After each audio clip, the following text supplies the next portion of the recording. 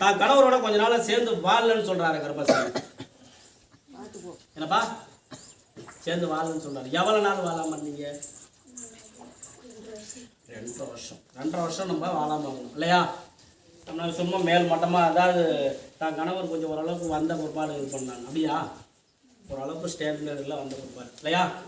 அப்படியா? இன்னைக்கு தான் வந்திருக்கீங்க இல்லையா நீங்கள்?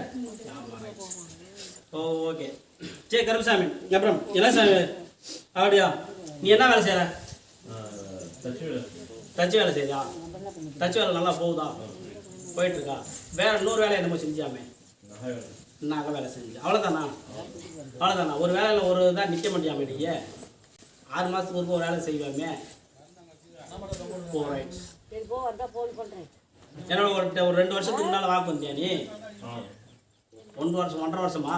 1.5 வருஷம் இருக்கு. அப்போ வந்து என் மனைவி வந்து என்கிட்ட இல்லைன்னு சொன்னேன் இல்லையா?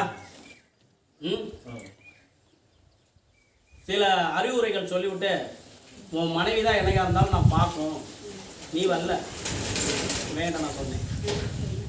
என்னைக்கா இருந்தாலும் தன்னோட மனைவி தான் எதாக இருந்தாலும் பார்க்கும். நீ தப்பு பண்ணுற. என்ன சாமி? ராமலிங்கம். ராமலிங்கமாடா? ராமலிங்கம் நீ தப்பு பண்ணுறடா அப்படின்னு சொல்லி தட்டி விட்டு சொன்னேன் இல்லையா? நல்லா தொழிலை ஓட்டி கொடுக்குறேன், அமைச்சு கொடுக்குறேன், வருமானத்தை கொடுக்குறேன். உன் மனைவியை வந்த பருப்போடு மனைவியை உன்னிடம் வந்த பார்க்க சொல்கிறேன். பிள்ளைங்களா? இப்போ தான் தெரிஞ்சாடா உனக்கு பிள்ளைங்க நல்லா இருக்குன்னு. ஏன்னா உன் மனைவி அங்கேயே இருக்கணும்னு சொல்கிறப்போ பிள்ளைங்க, ஏன்னா உன் பிள்ளை மேலே மட்டும் பார்க்கறேன். அப்போ பொண்டாடி தேவையா? சும்மா சொல். நல்லா கேட்க சரியா? ஹலோ சொல்லாமா? எனக்கு வீடு சொந்த வீட்டில் சாமி. நான் வந்து ஒரு வாடகை வீட்டில் தான் இருக்கிறேன். எனக்கு சொந்த வீட்டில் நம்ம அமைச்சு கொடுக்கணும். சில விஷயங்கள் தொழிலெலாம் அமையணும். அப்போனா தான் என் மனைவி வந்து கொஞ்சம் வந்தால் பரவாயில்ல அப்படின்னு இல்லையா? சொந்த வீடு இருந்தால் தான் வருவீங்களா நீங்கள்? அப்படிலாம் இல்லை. கடை அதிகமாக இருந்தால் வரமாட்டீங்களா? என்னப்பா கடைலாம் கட்டிட்டு வருவேன். நான் கணவர் எவ்வளோ கஷ்டத்தில் இருந்தாலும் வாழ மாட்டேன். அதில் உங்களுக்கு பங்கு இல்லையா? என்னப்பா வந்துருக்கு தானே? அப்போ நீங்கள் வந்து இது பண்ணணும் இல்லையா?